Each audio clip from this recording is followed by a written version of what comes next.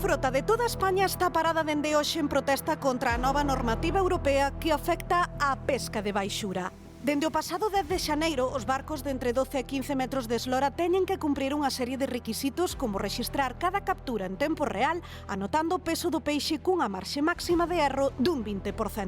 Algo totalmente complicado de facer no mar, tal e como puidemos comprobar de primeira man con Sauro Martínez, patrón maior de Sanxenxo. E ten que ir máis ou menos exacto, non, Sauro? Ten que ir cunha aproximación porque ten que estar... Ahora temos a opción de ter un marxen. Despois, cada momento e cada traballo hai que mandalo directamente en cada lugar de pesca. E debe ser cun porcentaxe error moi pequeno. Claro, non para de moverse, compañeiros. Aí o estamos aguantando. A nova normativa tamén di que os barcos deberán avisar da súa entrada a porto con 4 horas de antelación. Hai que esperar fora do porto cun día de temporal como é hoxe, co peligro que conleva po barco e pas persoas. Hoxe é un día clave. Ás 4 desta tarde, representantes do sector reuniránse co Ministerio en Madrid. Basilio Otero, presidente da Federación Nacional de Confrarías de Pescadores, asistirá ao encontro e as súas exixencias son claras. Da rebaixa de aviso de 4 horas previas antes de chegar a porto. Ata situarse nos 30 minutos e que non se exixa o rexistro de peixes moi pequenos ou cando son moi pouca cantidade. Que ese é un regulamento europeo que temos que ser imaginativos e darlle unha solución ao sector.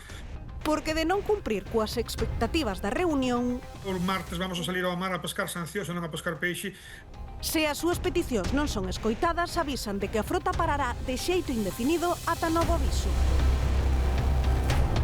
Coas consecuencias tamén para nós, os consumidores. Imos ata o porto de Cambados, toda vista posta nesta entrevista nesa reunión esta tarde. Como están os ánimos, Salva?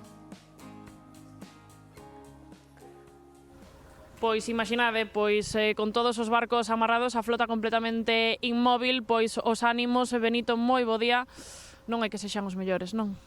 Son momentos difíciles ter que parar a flota por normas que non podemos cumplir, entonces a verdad había que estar no mar agora, non había que estar facendo isto, pero vamos a ter que estar parados hasta que haya unha solución e nos permitan traballar.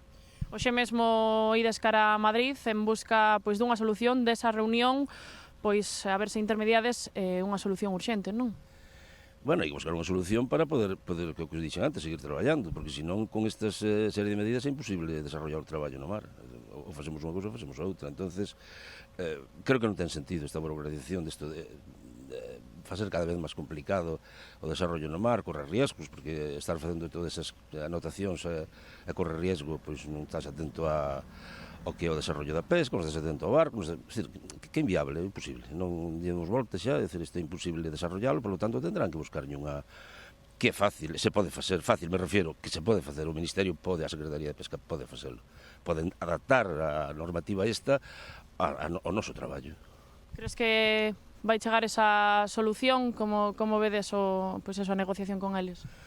Hombre, eu non estou, non vou ser un dos que vai a ir aí, eu creo que sempre se buscou solución, eu creo que esta Secretaría ten que tamén buscarlle unha solución, porque a demanda é total de toda España, entonces non lle quedará outro remedio que buscar unha solución, porque o gobernan pos ciudadanos ou a ver onde vamos, é dicir, hai que empezar a traballar a Europa.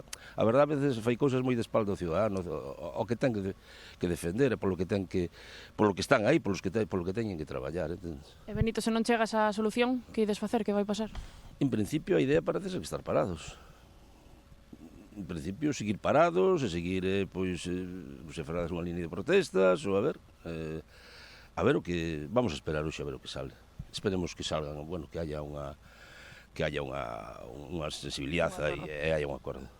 Para vos xa estamos a ver as consecuencias, que consecuencias vai ter para nós, para os consumidores, que este toda a flota aí? Os consumidores o que van é non topar as plazas todas as baldeiras de pescado fresco, non? Que é o que debemos de estar, ainda que non é unha época moi boa para a pesca, pero é un momento de que vai haber pouco peixe, ningún peixe. Ningún peixe. Congelado. Pois moito ánimo, Benito, compañeros, xa vedes a situación que está a vivir o sector aquí en Galicia. Quedamos moi pendentes do que suceda nesa reunión en Madrid.